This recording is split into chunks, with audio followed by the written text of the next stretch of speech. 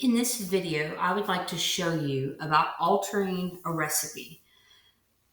For my students in my culinary arts class, in the basic foundational level, to practice checking out of my kitchen, safety and sanitation, getting to know small equipment, demonstrating appropriate and proper basic measuring skills. Typically, we make the no-bake cookie recipe, which involves chocolate and oats and peanut butter. My students generally like them. They say they taste like Reese cups, and they're fun for them to make. Over the last couple of years, I have had some students that have a pretty severe peanut allergy. And so I am a peanut free classroom at this time because of meeting the needs of those students and that allergy. So I went to the internet to do a little research and kind of look over and see what recipes I could find that involved the same sort of measuring, the same sort of idea, but didn't involve peanut butter. And I found a lot of varieties of recipes, but ultimately, the recipe that we've been making for a long time is a good one, and it's something that I really wanted to fall back on. So I started thinking about ways that I could alter that recipe and change that one ingredient. So in my classroom, we have a saying pretty often: creativity without foundational knowledge is chaos. And in this is a really good prime example of understanding how foundational knowledge and ingredient function is going to make a big difference.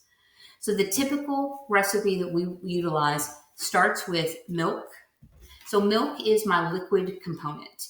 And I know that milk is able to be substituted for pretty much any liquid in this recipe.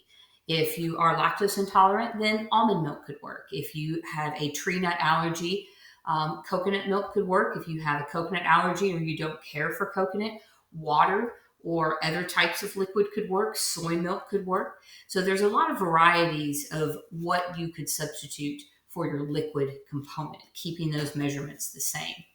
The next component that we add is sugar and cocoa. So sugar is a sweetener. If you substitute something like coconut milk that has its own sweetener, you probably want to alter or change that recipe.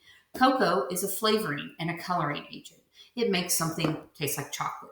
If you omit the sugar and you just have the cocoa, you're going to have a very bitter product. So you definitely want to make sure those things mesh up. If you wanted a blonde or a vanilla cookie, then you definitely could omit the cocoa. You might want to alter or change your sugar as well. But when you start changing your thickening agents as well, then you need to make sure that you have a good binding agent. So you combine butter, which is a fat, that's going to make your product richer. A fat is always going to make it taste richer, be more heavy on the tongue. And so milk and fat and sugar and cocoa, that makes chocolate. Essentially, we are making chocolate milk or hot chocolate. So you put those items into the pan and you stir them together and you bring them up to a very light boil for a short period of time. When you remove it off of the heat, at that point, typically, you add the peanut butter. So peanut butter is a flavoring agent. This product that we make ends up tasting a lot like peanut butter and chocolate because those are my big flavoring agents. I also blend in some vanilla.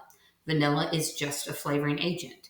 So if I didn't have vanilla, I could leave it out. My product maybe just wouldn't have as much flavor.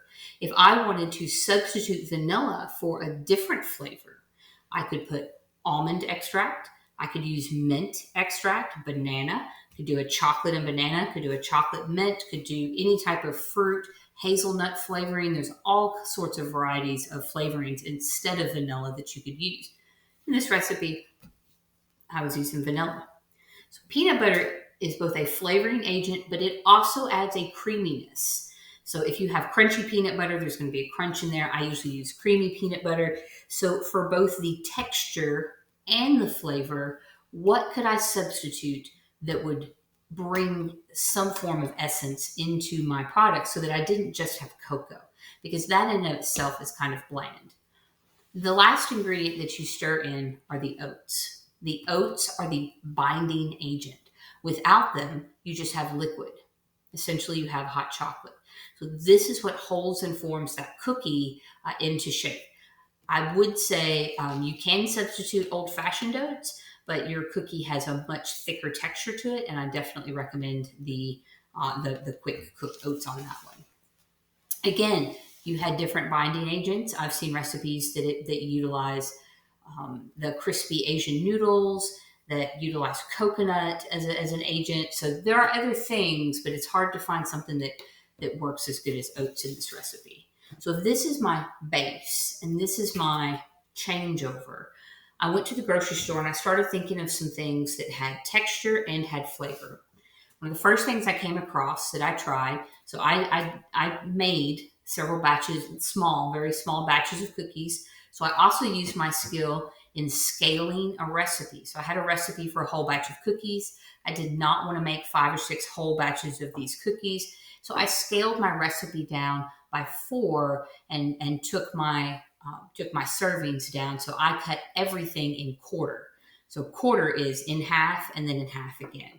And so I made a much smaller variety of these cookies a couple of times to get a different product. And that is referred to as recipe scaling. When you change a recipe, you scale it up or down. You change the yield. So yield is how much or how many you're going to get from that recipe. So if I want to omit peanut butter, I thought about apple butter. So apple butter is inexpensive. Texture is very similar to peanut butter. Flavor is completely different. It has a cinnamon flavor to it. So I wanted to see what that would do with the chocolate. I also made a batch in which I substituted butterscotch chips. So several of the no-bake recipes call for butterscotch in them. So I made a batch that had the butterscotch chips.